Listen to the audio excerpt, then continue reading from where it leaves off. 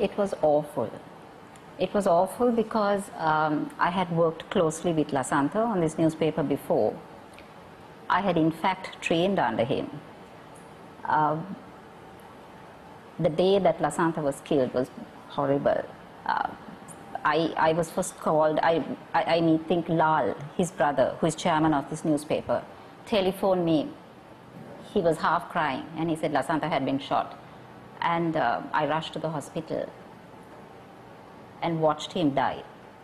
Lasantha wrote this extraordinary valedictory, in a sense, predicting his own death. He wrote it in the days before he was, in essence, assassinated. And in it, as he predicted his own demise, he said, the leader and its staff will fight on. And he used this phrase, unbowed and unafraid. But that cannot be realistic. You cannot be unafraid. That is the motto of the Sunday Leader. It always has been and it still is. But certainly we are not unafraid. This newspaper has been burnt down twice. Its presses have been burnt twice. We were sealed once. We've been threatened, assaulted. Lasantha has been physically assaulted once. His home was shot at another time. When I worked on the newspaper with him, together with him, I too received many death threats. We were in and out of court all the time. So, yes, Lasantha stood by that motto, and he ingrained in all of us that we should remain unbowed and unafraid. But that does not mean that Lasantha was also not afraid, or that all of us here have not been afraid at various different times. Who do you believe is responsible for the death of your predecessor? I believe it has to be someone or persons who are extremely close to the powers that be and to the president, which is why they continue to be shielded. Where's your proof? We actually have no proof, unfortunately. So why do you believe that? And is it fair to say that if you have not a shred of evidence? I say that because I cannot believe that our police can be this important that they have not been able to find a single clue leading up to who may have murdered Lasantha. That can only be if those persons, the perpetrators of that attack, are protected by the highest in this land.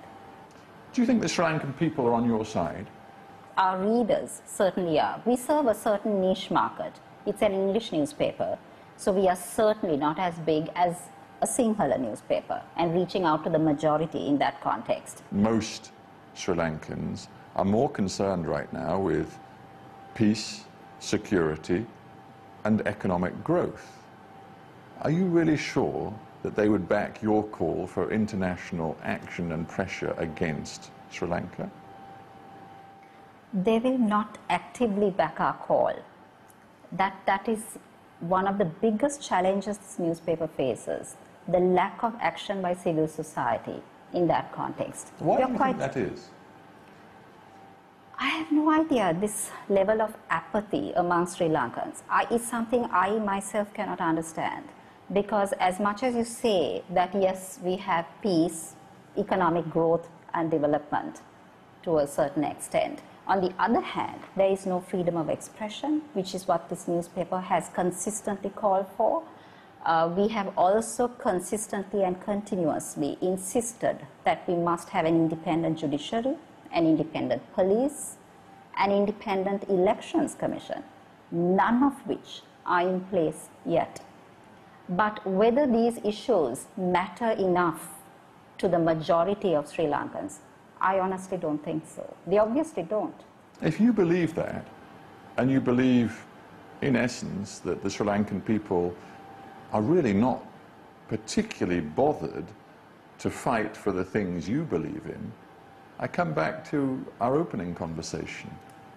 Is it worth it for you to take the risks you've clearly decided to take, accept the dangers that appear to be real, for a cause which most Sri Lankans don't appear to share? I cannot give up that easily. I love my country. I'm proud to be Sri Lankan. I have every intention of continuing to live in this country. I'm a mother of 2. I want my children to continue living in Sri Lanka. And for that, towards that end, I think that I must do my little bit, however small it is, towards ensuring a better and freer society. Frederica Jans, thank you very much for being on Hard Talk. Thank you, Stephen. It was great meeting you. Thank you very much.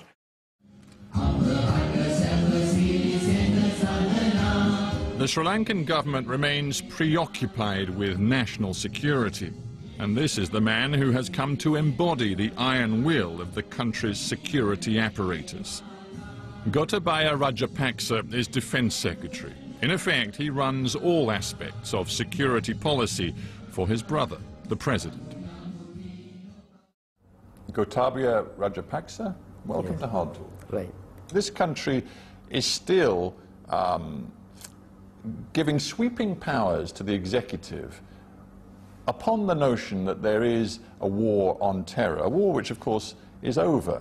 Why do you still need these sweeping powers? There are so many countries, you know, even in America, that there are laws to protect the country, to prevent anything happening. So these are there to prevent things happening.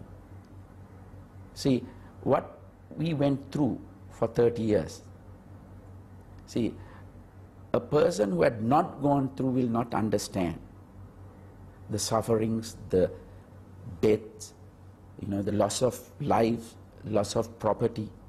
So we have to give priority number 1 to this.